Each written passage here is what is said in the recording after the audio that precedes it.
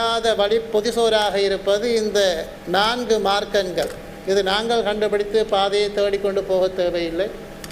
எங்களுடைய முன்னோர்கள் நால்வர்கள் இருந்து அதற்கான பாதைகள் எப்படி என்பதை எங்களுக்கு செப்பனிட்டு தந்திருக்கிறார்கள்.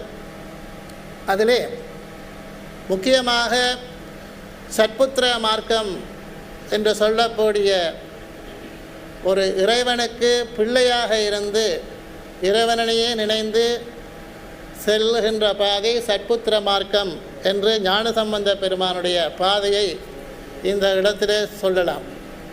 குழந்தையாக இருக்கின்ற பொழுது இறைவனானவன் அப்பா அம்மா வடிவத்துடன் வந்து அந்த அடியவருடைய அந்த வேண்டுதலை குழந்தை என்றால் எப்படி இருக்கும்? நெஞ்சிலே